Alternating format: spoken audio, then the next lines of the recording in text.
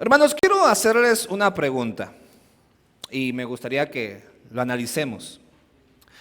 ¿Qué pasaría si no comprendemos como iglesia lo que es el Evangelio?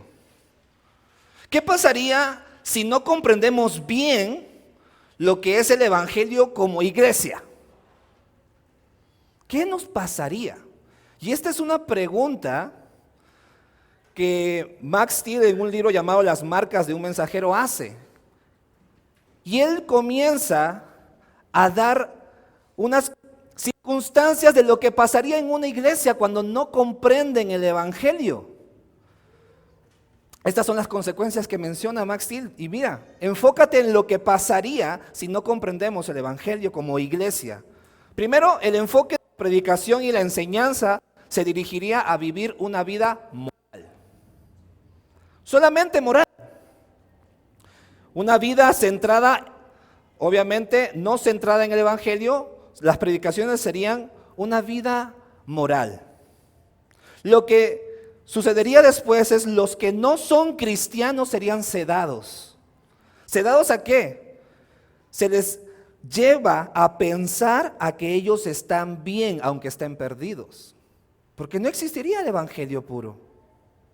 Luego de eso, los cristianos piensan que los no cristianos son creyentes porque hicieron un compromiso externo superficial. Eso pasaría. Luego de eso, la iglesia comenzaría a bautizar ¿a quiénes? A no creyentes, porque el evangelio no estaría claro. Comenzaría a hacer bautizos, pero a gente no creyente. Luego de eso, pasaría que la iglesia permitiría tener en su membresía a aquellos que no son cristianos. Tendríamos miembros que ni creyentes son. Con el tiempo, las personas que no son cristianas llegan a ser líderes de una iglesia.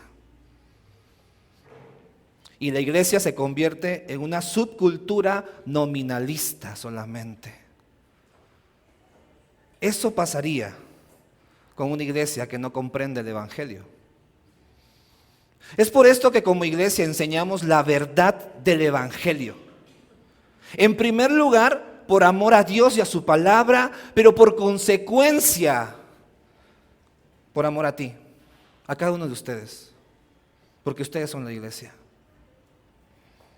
Es por eso que el título de mi sermón se titula así: una iglesia centrada en el evangelio. Una iglesia centrada en el evangelio. La iglesia, hermanos, se vuelve sana. Una iglesia se vuelve sana cuando se enfoca en el punto medular de lo que significa la salvación solo por el mensaje del evangelio. Es esto lo que hizo la primera iglesia en Jerusalén al enfrentarse con el tradicionalismo en sus corazones. Recordemos que Pablo y Bernabé, en estos pasajes que acabamos de leer, estaban siendo testigos de una masiva conversión de gentiles que se rendían al mensaje del evangelio y sus vidas estaban dando fruto de arrepentimiento y fe en creer en Cristo Jesús como su único Salvador. Eso es lo que estaba sucediendo en la iglesia de Jerusalén y especialmente en los ministerios de Pablo y Bernabé. Por esta razón, mi primer punto, hermanos, y comienzo con el primer punto de golpe, es una iglesia centrada en el evangelio, examina la enseñanza. Una iglesia centrada en el evangelio examina la enseñanza. Por favor, vamos a leer de nuevo los pasajes del versículo 1 y nos vamos a detener al 5. Dice así: y algunos descendieron de Judea y enseñaban a los hermanos y decían esto, escuchen bien: si no os circuncidáis conforme al rito de Moisés, no podréis ser salvos. Fuertes declaraciones. Como Pablo y Bernabé tuvieron gran disensión y debate con ellos, los hermanos determinaron que Pablo y Bernabé y algunos otros de ellos subieran a Jerusalén a los apóstoles y a los ancianos para tratar esta cuestión. Así que siendo enviados por la iglesia, pasaron por Fenicia y Samaria. relatando detalladamente la conversión de gentiles y causaban gran gozo a todos los hermanos. Cuando llegaron a Jerusalén fueron recibidos por la iglesia, los apóstoles y los ancianos, e informaron de todo lo que Dios había hecho con ellos. Pero algunos de la secta de los fariseos que habían creído se levantaron diciendo: es necesario circuncidarlos y mandarles que guarden la ley de Moisés. Como vemos, habían personas que comenzaron a enseñar a los gentiles. Y tal vez tú dirías, pues qué bueno, no es lo que queremos en la iglesia, que unos enseñen a otros. Pero lo interesante es que Pablo y Bernabé escucharon esas enseñanzas y no estaban de acuerdo. No estaban de acuerdo en esas enseñanzas, ya que prácticamente estaban hablando de una salvación por medio de ¿qué? De obras. Y queriendo volver al judaísmo a aquellos que eran gentiles. Por esta razón, mi primer subpunto es este. Vamos con el título: una iglesia centrada en el evangelio. El punto primero es examina la enseñanza, y el subpunto es exponiendo la mentira. Una iglesia centrada en el evangelio examina la enseñanza exponiendo la mentira.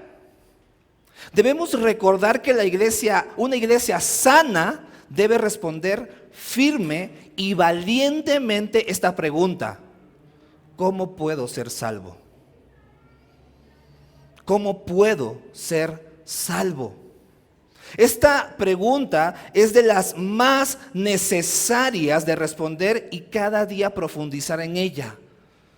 ¿Cómo puedo ser salvo? Iglesia, ¿puedes responder esta pregunta? ¿Tú puedes responder esta pregunta? ¿Cómo puedo ser salvo? Si te lo preguntaran, ¿lo podrías responder? Si nosotros como iglesia no sabemos responder esta pregunta de forma clara, firme y detallada, seremos una iglesia que se está apartando de la verdad. Y que yo recuerde, 1 Timoteo 3:15, no lo tienen que buscar, pero Pablo decía esto, le escribía a Timoteo: pero en caso de que me tarde, te escribo para que sepas cómo debe conducirse uno en la casa de Dios, que es la iglesia del Dios vivo, columna y sostén de la verdad.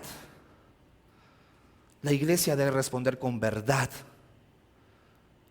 Y especialmente la pregunta: ¿cómo puedo ser salvo? En las cartas de Pablo, como también en los viajes de Pablo con Bernabé, solo defendían un solo mensaje. Y es el mensaje de la salvación solamente por la obra de Jesucristo en la cruz. Ya que es solo por Cristo en el cual podemos ser salvos.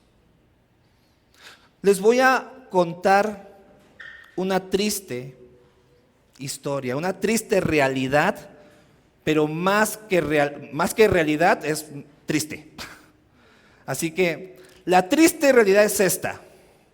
Y escúchame bien, la triste realidad de la verdad es esta: no podemos cambiarnos a nosotros mismos. No existe nada que podamos hacer nosotros para salvarnos a nosotros mismos. Nuestra naturaleza y todo lo que somos no puede hacer que nos salvemos a nosotros mismos. Porque en consecuencia y por lógica seríamos nosotros mismos nuestro Salvador, si fuera eso real. No existe nada. Hasta tus buenas obras están llenas de egocentrismo. Así que la primera verdad del Evangelio es que no hay nada que podamos hacer para salvarnos. Esa es la primera verdad. No hay nada que podamos hacer para salvarnos. No puedes. Y esta es la verdad que debemos siempre examinar como enseñanza en la iglesia vertical. ¿Están de acuerdo? Esa es la primera verdad. No hay nada bueno en ti que puedas hacer tú mismo para salvarte a ti mismo. Cuidado con decir esto, hermanos. Cuidado, muchísimo cuidado con decir esto. Tienes que hacer esto o aquello para ser más santo. Tienes que hacer esto o aquello para ser salvo. Tienes que hacer esto. Cuidado con eso. Muchísimo cuidado. Porque tu salvación no depende de lo que hagas o no hagas. Efesios 2:9. Muy corto, pero creo que todos lo sabemos. Que la salvación no es por obras, para que nadie se gloríe. Es por esto que Pablo y Bernabé estaban en gran desacuerdo con esta enseñanza y pidieron a quienes, a la iglesia, examinar y llegar a una conclusión para dar respuesta a los gentiles. En el versículo 2 de Hechos 15 y en adelante, fueron a la iglesia de Jerusalén y dieron aviso de todo lo que estaba pasando. Hermano, necesitas avisar a tu iglesia cuando una persona está hablando un evangelio diferente. Necesitas avisar a tu iglesia. Tu actitud no es de permitir que se confunda el evangelio. Ten mucho cuidado de eso. Avisa a tu iglesia, especialmente a tus pastores y a tus líderes, que den respuesta a esas enseñanzas. Y veamos y examinemos aquí cómo examinaron la iglesia en el versículo del 6 al 21. Dice así: entonces los apóstoles y ancianos se reunieron para considerar este asunto. Un asunto muy interesante, ¿verdad? Y dice, y después de mucho debate, Pedro se levantó. Ese Pedrito siempre se levanta primero. Y les dijo: hermanos, vosotros sabéis que en los primeros días Dios escogió entre vosotros que por mi boca los gentiles oyeran la palabra del evangelio y creyeran. Y Dios, que conoce el corazón, les dio testimonio dándoles el Espíritu Santo, así como también nos lo dio a nosotros. Y ninguna distinción hizo entre nosotros y ellos, purificando por la fe sus corazones. Ahora pues, ¿por qué tentáis a Dios poniendo sobre el cuello de los discípulos un yugo que ni nuestros padres ni nosotros hemos podido llevar? Creamos más bien que somos salvos por gracia del Señor Jesús, de la misma manera que ellos también lo son. Toda la multitud hizo silencio y escucharon a Bernabé y a Pablo, que relataban las enseñanzas y prodigios que Dios había hecho entre ellos por medio de ellos. Cuando terminaron de hablar, Jacobo respondió diciendo: escuchadme, hermanos, Simón ha relatado cómo Dios al principio tuvo bien tomar entre los gentiles un pueblo para su nombre. Y con esto concuerda las palabras de los profetas, tal como está escrito: después de esto volveré y reedificaré el tabernáculo de David que ha caído, y reedificaré sus ruinas y lo levantaré de nuevo, para que el resto de los hombres busque al Señor, y todos los gentiles que son llamados por mi nombre, dice el Señor, que hace saber todo esto desde tiempos antiguos. Por tanto, yo juzgo que no molestemos a los que de entre los gentiles se convierten a Dios, sino que les escribamos que se abstengan de cosas contaminadas por los ídolos, de fornicación, de estrangulado y de sangre, porque Moisés desde generaciones antiguas tiene en cada ciudad quienes lo prediquen. Después de todo, los días de reposo es leído en las sinagogas. Entonces, hermanos, ¿qué sucedió? Se realizó un concilio, una junta por primera vez para discutir un tema teológico, un tema doctrinal, un tema de enseñanza, donde se reunieron los apóstoles, los ancianos de la iglesia de Jerusalén, y entonces al examinar el mensaje de los fariseos y judíos convertidos, el apóstol Pedro se levanta, ¿verdad? Se levanta para afirmar la conversión de los gentiles y él como primer testigo usado por Dios. Él como primer testigo usado por Dios. Pero vemos en el versículo 9 al 11, él hace una declaración muy importante. Del 9 al 11, una declaración pero muy importante, que dice: y ninguna distinción hizo entre nosotros y ellos, purificando por la fe sus corazones. Ahora pues, ¿por qué tentáis a Dios, poniendo sobre el cuello de los discípulos un yugo que ni nuestros padres, ni nosotros hemos podido llevar? Creamos más bien que somos salvos por la gracia del Señor Jesús, de la misma manera que ellos también lo son. Hermanos, en mi subpunto, para seguir la línea, en mi segundo subpunto es: una iglesia centrada en el Evangelio examina la enseñanza predicando el Evangelio. Una iglesia centrada en el Evangelio examina la enseñanza predicando el Evangelio. Porque esta declaración de Pedro es maravillosa. Esta declaración de Pedro es la mejor noticia para el gentil.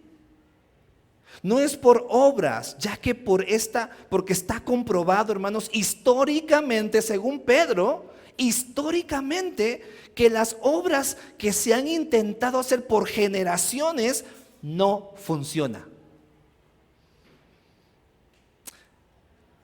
No hay nada que podamos hacer para ser salvos de nuestros pecados. Y ¿saben qué? Si no me creen a mí, créanle a Pedro. Créanle a Pedro. Un hombre que seguía al pie de la letra todos los mandamientos de la ley. Solamente recordemos cómo Dios trató con Pedro en Hechos 10, ¿se acuerdan? Fue en la predicación que el pastor predicó hace ya domingos atrás, Hechos 10, al bajar. ¿Se acuerdan cuando bajaban los animales impuros? ¿Se acuerdan? Cuando estaba ahí en una casa y que estaba orando y bajan un lienzo con animales impuros. Cómo Dios trató con el corazón de Pedro y decía: no, yo no puedo comer eso. Y Dios decía: mata y come. No, yo no puedo hacer eso. Y Dios le dijo: no llames impuro a lo que yo he creado. Luego vemos que lo llevó a la casa de Cornelio, en la casa de un gentil. A la casa de un gentil. Hermanos, su religiosidad y todo lo que Pedro quería guardar para verse santo, Dios estaba empujándolo para quitar esa religiosidad clavada en su corazón. Porque el mismo Pedro comenzaba a decir, cuando llegó a la casa de Cornelio: ustedes saben que para un judío es abominable estar en la casa de un gentil. La religiosidad que tenía clavada. No entendía completamente lo que significaba el Evangelio de Cristo, porque su religiosidad no le permitía ver eso. Pedro quería guardar para verse santo, quería guardar los mandamientos para verse santo. ¿Y saben qué? Ha fracasado. Fracasó. Iglesia, escucha esto. Esta es la declaración de un fracasado de la ley. Pedro está diciendo: ¿por qué ponemos esta carga que ni nuestros padres ni yo hemos podido llevar? Ha fracasado. No existe nada que hagamos para hacernos salvos. ¿Ya te diste cuenta que tú eres un fracasado también? ¿Ya te diste cuenta que tú eres un fracasado también? ¿Ya te diste cuenta que no existe nada que puedas hacer para verte bueno y bonito delante de Dios? Por esto, Pedro dice: no pongamos un yugo o un peso en sus hombros que no hemos podido llevar nosotros ni nuestros padres. Creemos más bien que somos salvos por la gracia del Señor Jesús, de la misma manera que ellos también lo son. La lógica de Pedro es un testimonio vivo de cargar una pesada carga que no se puede cargar.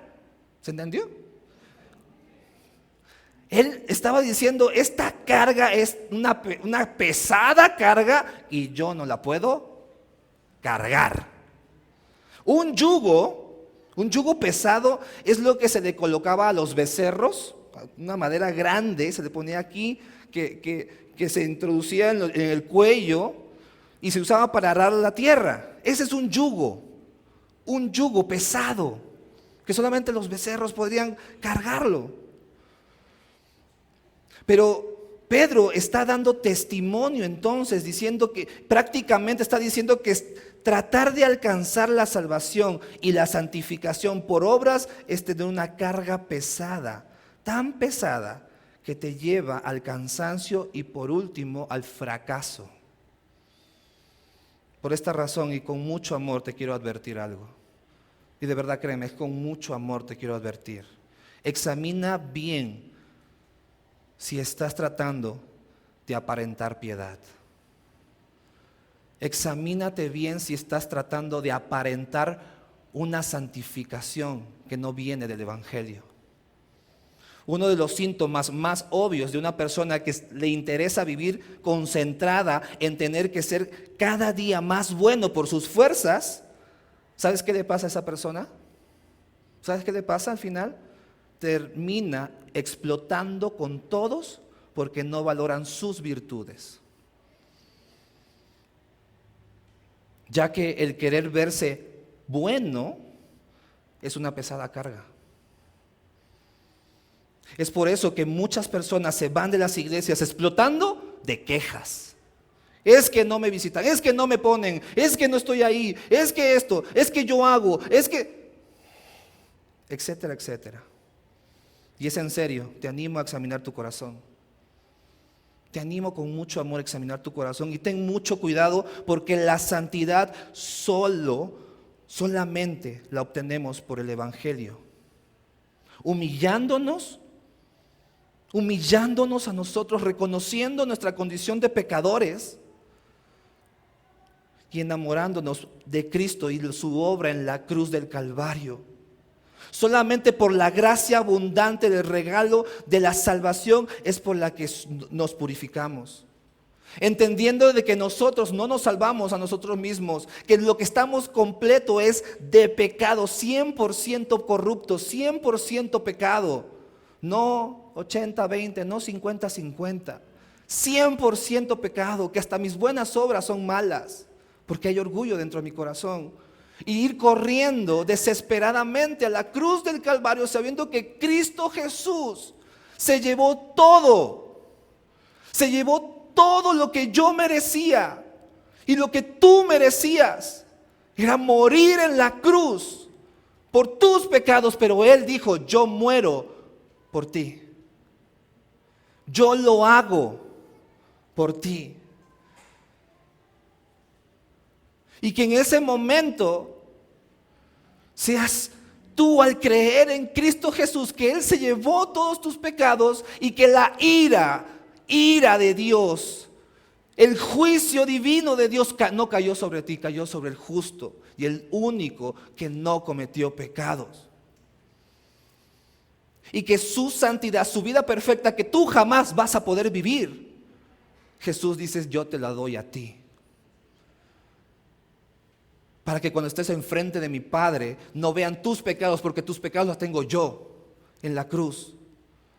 Sino que cuando estés enfrente, algún día, dentro del juicio divino, te digan, ven, pasa adelante. Y tú dices, pero yo no soy digno. Exactamente, tú no eres digno, pero Jesús lo hizo todo por ti. Y eso lo vas a recibir si crees que esto es verdad.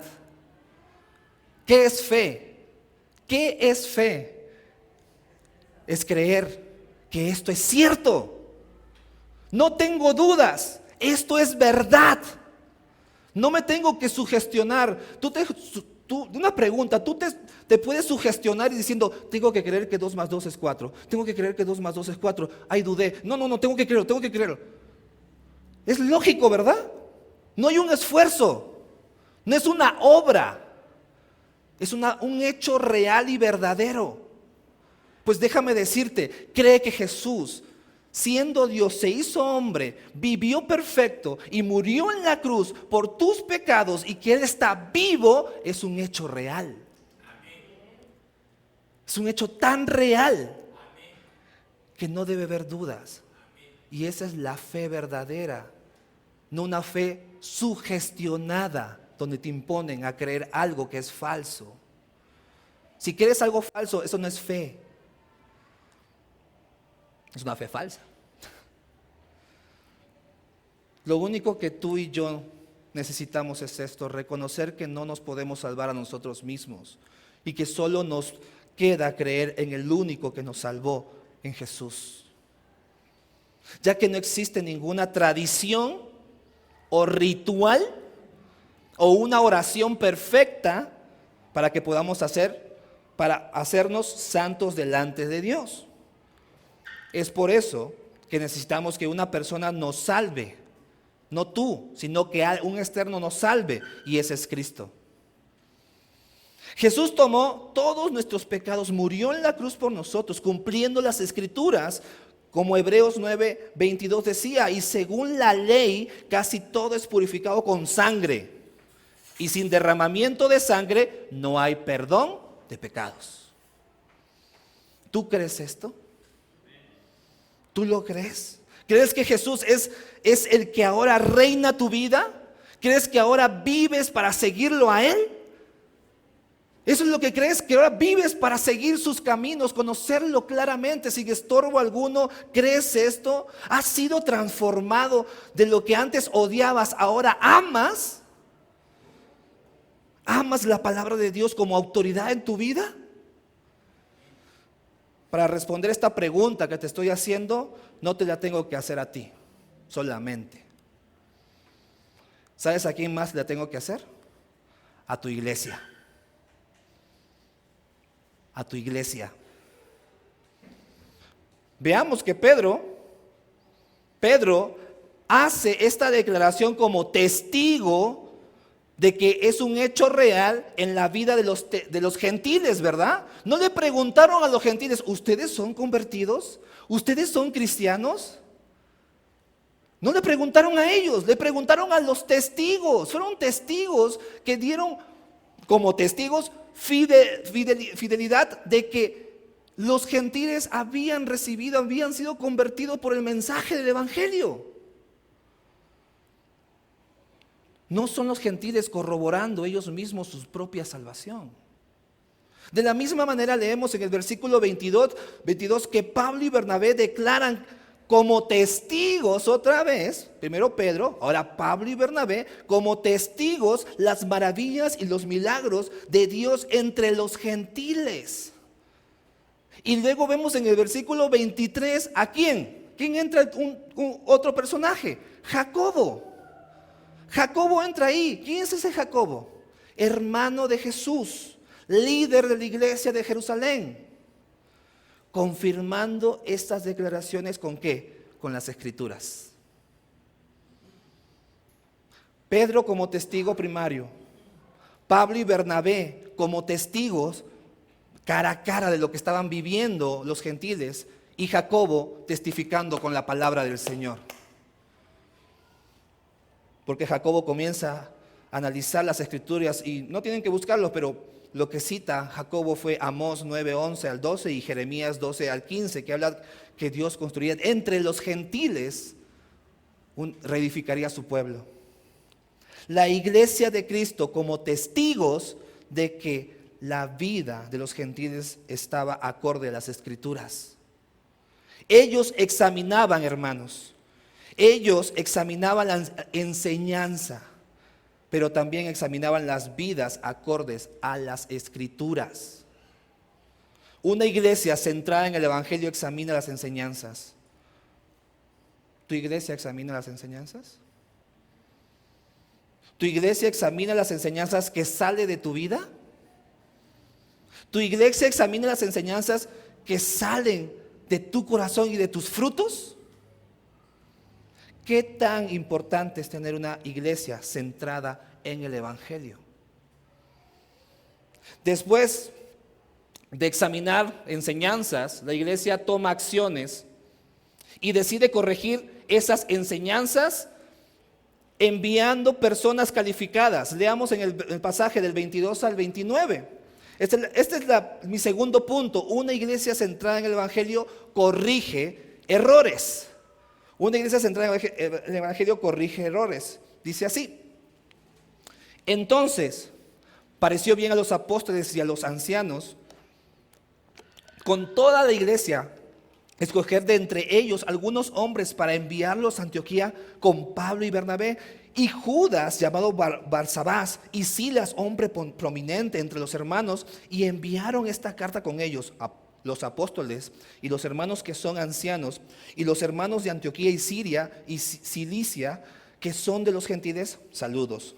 Puesto que hemos oído que algunos de entre nosotros, a quienes no autorizamos, os han inquietado con sus palabras, perturbando vuestras almas, nos pareció bien, habiendo llegado en común acuerdo, escoger algunos hombres para enviarlos a vosotros con nuestros amados Bernabé y Pablo, hombres que han arriesgado su vida por el nombre de nuestro Señor Jesucristo. Por tanto, hemos enviado a Judas y a Silas, quienes también os informarán las mismas cosas verbales, porque pareció bien al Espíritu Santo y a nosotros no imponerlos mayor carga que estas cosas esenciales, que os abstengáis de cosas sacrificadas a los ídolos, de sangre, de los estrangulados y de fornicación. Y si os guardáis estas cosas, bien haréis, pasadlo bien. La iglesia envía, hermanos, a hombres como hombres aprobados. Hombres aprobados para el mensaje hacia estos nuevos creyentes, ya que todo este problema comenzó con ¿qué? Según las escrituras, comenzó que dentro de ellos comenzaron a enseñar, dentro de la iglesia habían hombres que no eran aprobados, que comenzaron a enseñar y a perturbar a los hermanos. En el versículo 24 vemos ahí, dice, un predicador decía esto: si no dejarías tú que te examine una persona que no es médico, si no dejarías tú que te construya una casa un hombre que no es albañil, ¿qué te hace creer que debes dejar que te pastoree tu vida alguien que no ha sido aprobado por una iglesia? Es por esta razón que la iglesia envió a hombres que fueron examinados con ciertas características. El versículo 25, ahora sí leamos, versículo 25 y 26, nos pareció bien, habiendo llegado a un común acuerdo, escoger algunos hombres para enviarlos a vosotros con nuestros amados Bernabé y Pablo, hombres que han arriesgado su vida, por el nombre de nuestro Señor Jesucristo. No era cualquier hermano de una iglesia, eran hombres que habían ya sido calificados, habían sido probados, habían demostrado un testimonio, se habían fortalecido en el Evangelio de Jesucristo. ¿No rogarías a Dios por una iglesia con un grupo de varones como ellos? Hombres que arriesguen su vida por el nombre de nuestro Señor Jesucristo. Si deseamos tener más ancianos en esta iglesia, debemos comenzar por orar para que primero tengamos corazones, esos corazones en varios varones que demuestren que están dispuestos a arriesgar su vida, que no tengan miedo de llamar a lo malo, malo, y a lo bueno, bueno, que defiendan la unidad de la iglesia por el nombre de Cristo, que animen, que exhorten, que discipulen y que a una misma voz, con toda la congregación y acorde a las escrituras, hablen. Esos son los hombres que fueron aprobados para hablar, hombres que hablaban igual que sus líderes, igual que las Escrituras. El mensaje a corregir de estos hombres era muy sencillo, 28 y 29, porque pareció bien al Espíritu Santo y a nosotros, ojo, al Espíritu Santo y a nosotros no imponeros mayor carga que estas cosas esenciales, que os abstengáis de cosas sacrificadas a los ídolos, de sangre, de lo estrangulado, de fornicación. Si os guardáis estas cosas, bien haréis pasarlo bien, dice. En primer lugar, no podemos dejar pasar la aprobación del Espíritu Santo en todo esto. La aprobación del Espíritu Santo. Dios, como autoridad, aprobando la decisión de los líderes acorde al Evangelio. Y esto es importante. Cuando algo está acorde al Evangelio y a las Escrituras, el Espíritu Santo también avala. Viene como un mecanismo solo. Si tú hablas acorde a las Escrituras, créeme que el Espíritu Santo avala. Luego, si examinamos las instrucciones que le dieron a los gentiles, podemos ver que una o dos de ellas, la primera habla de la idolatría. Dice, absténgase de ídolos. Y otra dice, cuidado con la santidad sexual, sobre la fornicación. Estas dos se espera de cualquier creyente, ¿verdad? Que está apartado para tener una relación con Cristo. Ellos ya conocían al Dios vivo y verdadero. Así que no tenían nada que hacer adorando a otros dioses muertos. Y sus formas de adoración realmente ya tenían que tenían como costumbre, como una vida pagana fuera de Dios, tenían que desecharla. Ya que la fornicación, ¿saben qué? ¿Por qué le dicen claramente sobre la fornicación? Porque la fornicación era para muchos de ellos una forma de adorar a un Dios pagano. También entra sus placeres, entra su concupiscencia, el pecado mismo, pero de cultura tenían a dioses que adoraban ellos por medio del adulterio, la fornicación. Y las recomendaciones de los apóstoles es, quiten cualquier idolatría, quiten cualquier tema de fornicación de sus vidas. Pero el comer sangre o animal estrangulado, realmente era más bien por mantener una unidad en el amor con los hermanos judíos convertidos al cristianismo, ya que esos temas de la sangre y de lo estrangulado a los judíos le perturbaba. Para nosotros hoy estas dos cosas, escúchenme bien, no aplica. No aplica de comer sangre o estrangulado, ya que no crecimos en una cultura religiosamente definida. Pero el principio sí aplica. El principio sí aplica. Y Pablo nos lo recuerda en Romanos 15:1, que dice, sí, así que nosotros los que somos fuertes debemos sobrellevar las flaquezas de los débiles y no agradarnos a nosotros mismos. Observemos que estas recomendaciones son todo lo contrario a lo que los judíos y los fariseos querían enseñar a los gentiles.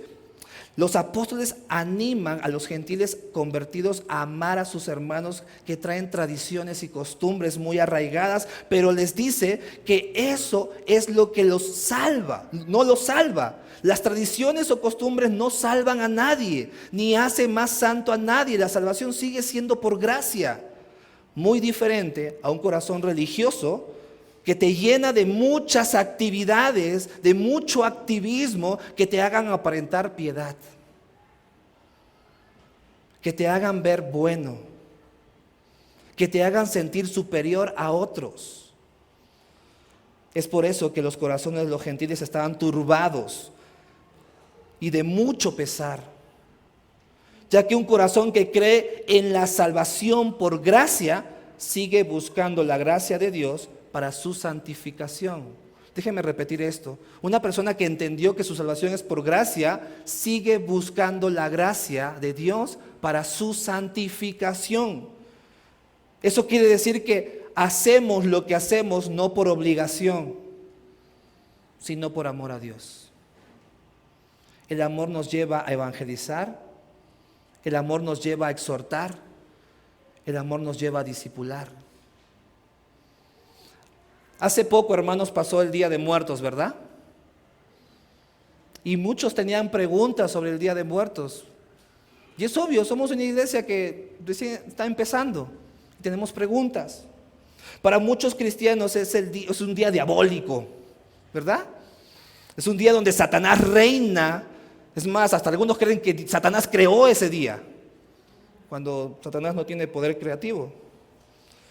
Porque dicen que muchos adoran a los muertos ese día.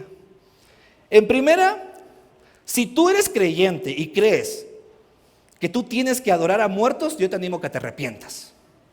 En primera. Porque eso no es una doctrina de la palabra de Dios. No nos anima a adorar a muertos. Si tú eres creyente y estás en esas prácticas, te animo a que te arrepientas. Pero quiero ponerte en otra posición.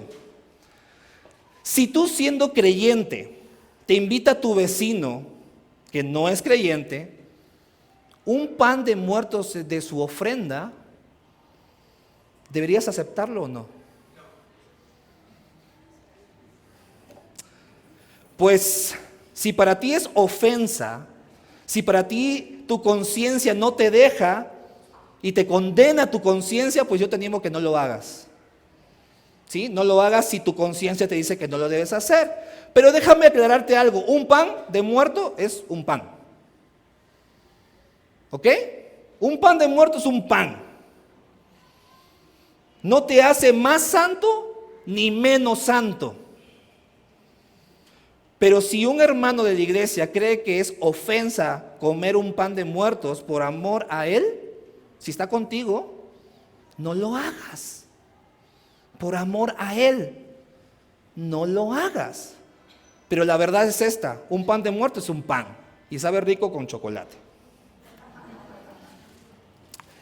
Es lo mismo lo que los apóstoles le pidieron a los gentiles. Es lo mismo, el mismo principio. Sobre comer animales estrangulados o comer sangre, ya que esas cosas al judío que siempre le enseñaron que estaba mal comer aquello, le incomodaría ver que los gentiles hacen eso. Prácticamente les está animando los apóstoles a los gentiles a amar a sus hermanos judíos, creyentes. Esa es la única indicación. Ámalos. Ámalos de forma práctica. Ámalos a ellos. Una iglesia centrada en el evangelio corrige errores. Eso nos lleva a tener consuelo en nuestros corazones, hermanos. Ese es mi primer y último punto. Una iglesia centrada en el evangelio consuela corazones. Del 30 al 35, para terminar, dice: así que ellos, después de ser despedidos, descendieron a Antioquía y reuniendo a la congregación, entregaron la carta. Y cuando la leyeron, se regocijaron por el consuelo que les impartía. Siendo Judas y Silas también profetas, exhortaron y confortaron a los hermanos con un largo mensaje. Y después de pasar allí algún tiempo, fueron despedidos en paz por los hermanos para volver a aquellos que los habían enviado. Pero a Silas le pareció bien quedarse allí. Mas Pablo y Bernabé se quedaron en Antioquía enseñando y predicando con muchos otros la palabra del Señor. Es hermoso cuando la congregación, guiada por el Espíritu Santo, identifica un mensaje que viene de Dios. Hermanos, tú cuando identificas un mensaje que viene de Dios, ¿cómo te pones? ¿Cómo está tu corazón? ¿Cómo está tu alma? Hermanos, lamentablemente existen muchas enseñanzas en la iglesia hoy en día. Y es por eso que te invitamos Y siéntete bienvenido a orar como iglesia. A orar. Ora con tu iglesia para que prepares tu corazón con el propósito de siempre estar dispuesto a recibir la correcta palabra de Dios, y eso va a confortar tu corazón. La palabra confortar en la Real Academia Española dice, tiene dos formas de entenderlo: dar fuerza y energía a una persona que está cansada o debilitada. Y la segunda es dar consuelo y ánimo a una persona para que resista la dificultad. Eso es confortar. Eso es lo que hace la palabra de Dios en tu vida. El creyente que ama la palabra de Dios debe decir: si Dios dice esto, si Dios me está diciendo esto, yo lo creo y lo afirmo en mi vida. Así fue como reaccionaron los creyentes gentiles de Antioquía. Versículo 31 y 32 dice: y cuando la leyeron, se regocijaron por el consuelo que les impartía. Siendo Judas y Silas también profetas, exhortaron y confortaron a los hermanos con un mensaje. Muy largo, por cierto, y por cierto ya me pasé del tiempo, pero vamos a seguir bíblicamente. No tuvieron queja. No tuvieron queja alguna. Los apóstoles de la carta de los apóstoles no comenzaron a decir: ¿saben qué, apóstoles? Yo tengo el Espíritu Santo, así que no necesito que me enseñen nada, porque el Espíritu Santo me va a guiar. ¿No has escuchado eso? ¿No lo has dicho tal vez? Sí, yo me puedes decir muchas cosas, pero yo tengo el Espíritu Santo, yo puedo decir lo que necesito.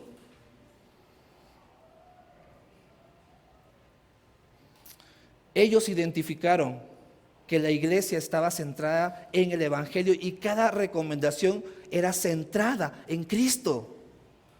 Y claro que los confortaba. Yo también, hermanos, estaría confortado con una carta de los apóstoles de esa manera, porque estaban diciendo que no era necesario que me cortaran nada, ya que la circuncisión no era nada, no era nada agradable para nadie. Créanlo de verdad. Pero el Evangelio es todo lo contrario a eso. Es más agradable, que llena de esperanza y quita cualquier carga, cualquier yugo, cualquier responsabilidad de sentirte salvo por ti mismo. En el Evangelio puedes amar. En el Evangelio puedes amar bíblicamente. La religiosidad solamente te da apariencia de amar. En el Evangelio puedes ser libre. En la religiosidad te encadena cada vez más con muchos más grilletes. En el Evangelio adoras al Dios vivo. En la religiosidad te adoras a ti mismo. En el Evangelio puedes hablar la verdad sin temor. En el Evangelio, en la religiosidad, tienes que buscar agradar a los hombres. En el Evangelio puedes perdonar. En la religiosidad acumulas los errores de otros. En el Evangelio eres indigno, pero aprobado por Dios. En la religiosidad te crees digno y estás desaprobado por Dios. En el Evangelio tienes a Cristo. En la religiosidad no tienes nada. ¿Es Cristo el centro de tu vida? ¿Ves en la iglesia vertical que examinamos las enseñanzas, corregimos y a través de eso eres confortado? Que la vida y el ejemplo de los hermanos del libro de Hechos nos ayude a ser una iglesia centrada en el Evangelio para la verdad de la palabra de Dios. Para la verdad de la palabra de Dios, que sea examinada, corregida y conforte nuestros corazones.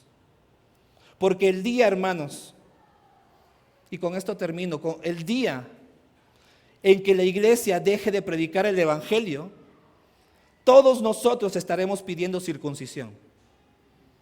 Todos nosotros estaremos pidiendo circuncisión si no predicamos el Evangelio, pero tal vez no sea de la forma judía, sino de otras formas que parezcan espirituales, pero que estén lejos de Dios. Demos gracias a Dios por su iglesia centrada en el Evangelio. Vamos a orar. Padre, te doy gracias.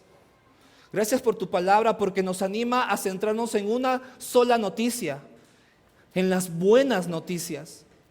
Las buenas noticias, que es el evangelio mismo de tu verdad, de lo que tú has hecho, de lo que ya está consumado. Consumado es, ya está hecho, ya está terminado, no hay más que agregarle.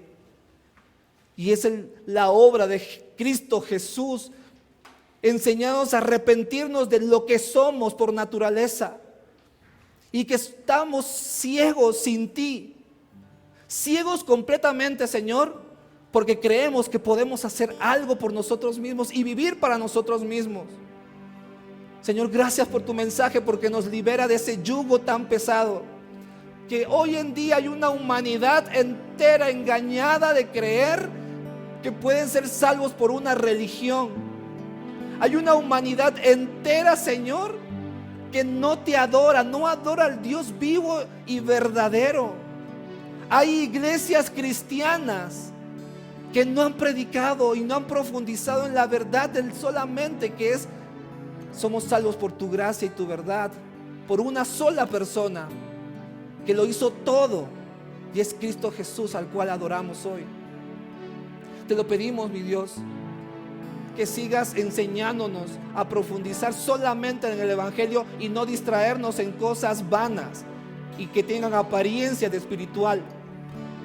Que sea Cristo nuestro centro, que sea el evangelio mismo que lo que prediquemos, y si somos rechazados, que seamos rechazados, pero no rendirnos en este mensaje, en el nombre de Cristo Jesús.